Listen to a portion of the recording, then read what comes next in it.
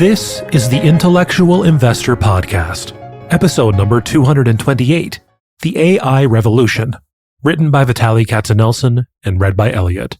For more episodes, go to investor.fm. Today, I will share the final part of what has become a 5-part summer letter to IMA clients. The letter is quite lengthy, so for easier listening, I have divided it into smaller parts. In the previous 4 parts, I discussed the economy, the Magnificent Seven, past booms and busts, and EVs.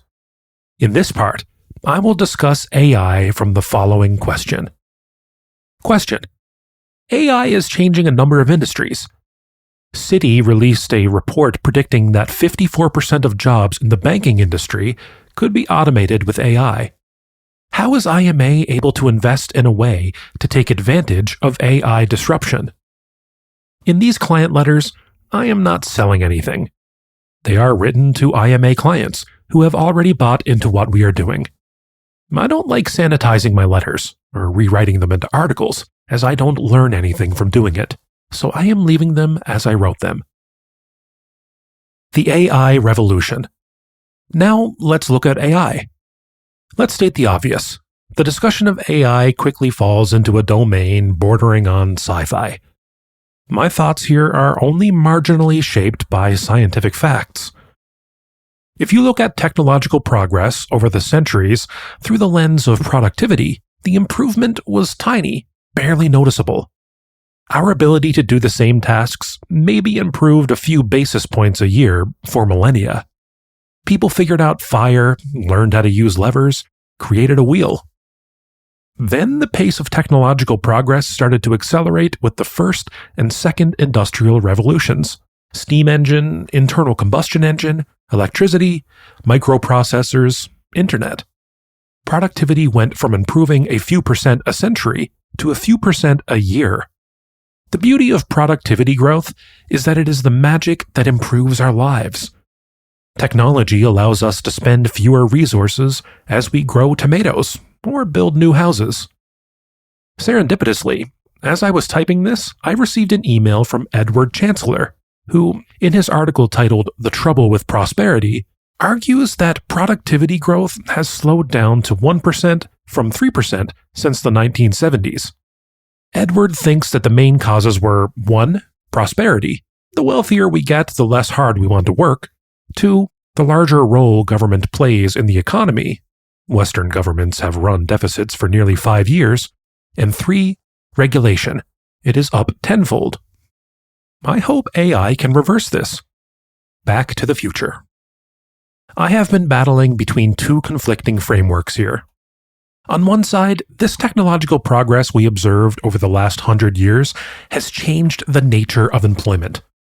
We used to have 1/3 of the population working on farms, but today only a tiny percentage work there. A single combine replaces dozens of workers. I am quite sure that this transition was painful for many farmers, but it was positive for society as a whole. While a transition happens, we can only see the jobs we will lose, but don't yet know the jobs that will be created, because those occupations are yet to be invented.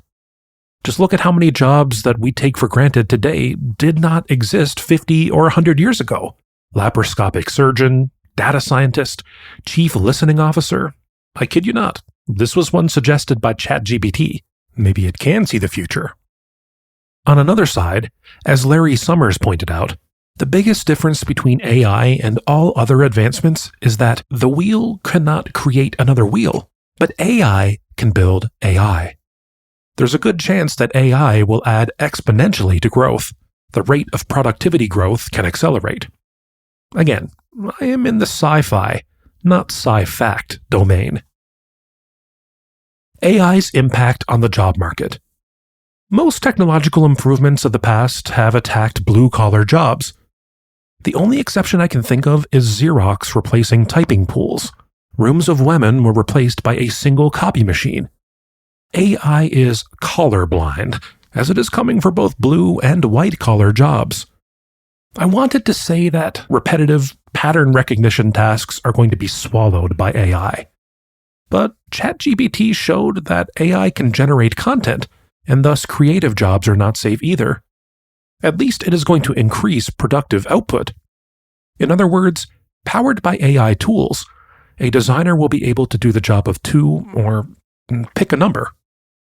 Add AI to robots and automation, and warehouses are only going to have humans turning the on switch. AI's attack on blue-collar jobs doesn't require much imagination. Amazon and others are fast moving that way. Robots will start stocking shelves at supermarkets at night. Amazon warehouse workers who are complaining that they have to walk 10 miles a day will start complaining that Netflix ran out of new movies for them to watch, as bots will be doing all the walking and shipping while they are unemployed, flipping channels. The composition of skills in the US will change over time. Low-skilled labor will have a hard time finding a job. Plumbers, electricians, and other tactile skilled jobs have infinite security. Today, we are importing a lot of low-skilled labor through legal and illegal immigration to the US. A decade from now, these people will have a hard time finding work. That's not a political observation, but an economic one. Uber and the threat of robo-taxis. As of now, only one company in our portfolio faces potential disruption by AI: Uber. The threat lies in the hypothetical scenario where millions of robo-taxis suddenly appear on the roads. Uber's value stems from its fragmented, two-sided network. If the car supply on the street becomes dominated by a few large conglomerates, like Tesla or rental companies, for instance, Uber's value proposition diminishes significantly. However, robo-taxis remain more science fiction than fact at this point.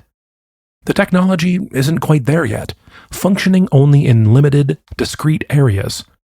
While Tesla's self-driving software has made significant strides recently, we're far from the point where consumers would feel safe inputting their destination and then losing themselves in TikTok for the journey. Self-driving technology relies heavily on sensors, which have limitations. For instance, my Tesla's Drive Assist becomes inoperable in rain or snow when cameras can't clearly see the road. Moreover, there's a trust factor. Many of us would gladly pay a premium for the assurance of a human driver getting us safely from point A to point B, rather than risking an empty, self-driving car. The legal framework for self-driving vehicles is also non-existent. In the event of an accident, who bears responsibility? This robo-taxi or that one? A standalone Tesla robo-taxi service is unlikely to succeed. Tesla will struggle to maintain a deep pool of supply on their own, further reinforcing the value of Uber's established network. Consumers aren't specifically seeking robo-taxis. They want reliable transportation that arrives quickly, that's the key word, when summoned. As robo-taxis gradually begin to appear on roads in the coming years, they'll probably become another option on the Uber app, rather than operating independently, alongside the UberX, Comfort, or luxury selections. Societal implications of AI. What will the economy and society look like when AI has taken over the office and bots are running everything else? Let's say we institute some kind of basic income system, and now people don't have to work. What is that going to do to our society? Will people lose the meaning in their lives that today is fulfilled by working?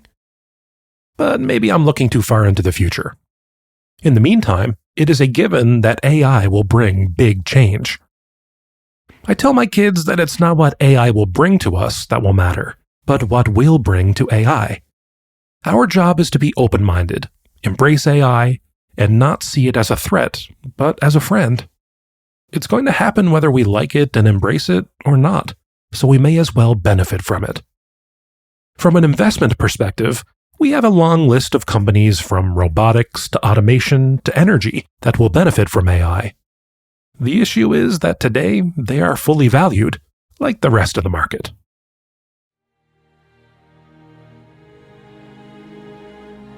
Thanks for listening.